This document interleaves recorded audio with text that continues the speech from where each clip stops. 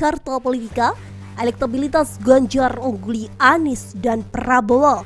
Direktur Eksekutif Carta Politika Yunarto Wijaya mengatakan hasil survei menunjukkan elektabilitas Capres sudah mengerucut pada dua nama yaitu Ganjar Pranowo dan Anies Baswedan. Survei terbaru yang digelar Lembaga Carta Politika menempatkan Gubernur Jawa Tengah Ganjar Pranowo sebagai tokoh dengan elektabilitas tertinggi. Berdasarkan survei yang dilakukan pada 4-12 November 2023, Ganjar menempati posisi teratas dari 10 nama yang disurvei dengan elektabilitas 32,6%. Di urutan kedua, calon presiden yang diusung Partai Nasdem Anies Baswedan meraih elektabilitas 23,1%. Mantan Gubernur DKI Jakarta itu dibuntuti oleh Menteri Pertahanan Prabowo Subianto dengan elektabilitas 22,10%. Di luar ketiga nama itu, survei digelar Carta Politika juga memunculkan 7 nama lain. Namun ketujuh nama itu hanya memperoleh suara di bawah 10%. Mereka adalah Ridwan Kamil dengan 5,6% suara, Agus Hayudiono sebanyak 3,5% suara, dan Sandiaga Uno dengan 2% suara.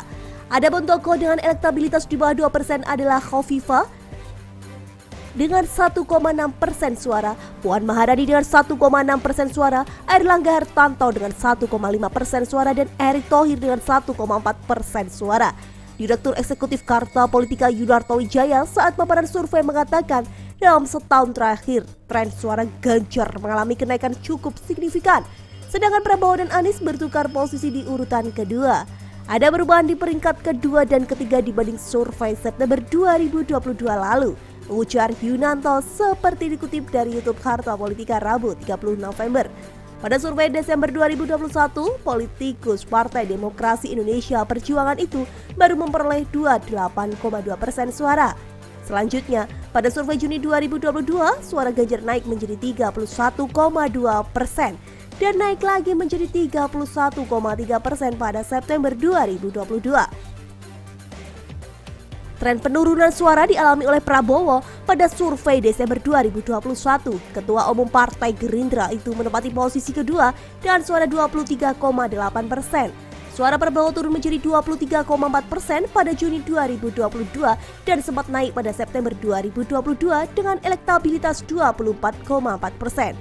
Berbeda dengan Prabowo, elektabilitas Anies Baswedan justru melompat dibanding rilis Desember 2021 yang hanya mengantongi 19,6%. Kenaikan suara Anies paling terasa setelah deklarasi sebagai calon presiden pada Oktober 2022. Pada survei September 2022, suara Anies hanya 20,6% naik menjadi 23,1% pada 2 November 2022. Menurut Yunanto, dari survei yang dilakukan sudah mulai terlihat adanya pola perilaku pemilih terhadap calon presiden. Ia mengatakan saat ini pembacaan capres mulai mengerucut pada dua nama yaitu Ganjar dan Anies. Kami sulit membayangkan bahwa pertarungan 2024 tidak lepas dari pertarungan dua pemilu sebelumnya yang menyebabkan dua polarasi pada skala tertentu. Dan suka atau tidak, sosok yang paling melekat sebagai penerus Jokowi adalah Ganjar Pranowo. Dan sosok yang melekat sebagai antitesa Jokowi adalah Anies Baswedan, ujar Yunarto. Polarisasi antar kedua tokoh menurut Yunarto juga terlihat dari sebaran pemilih untuk kedua capres.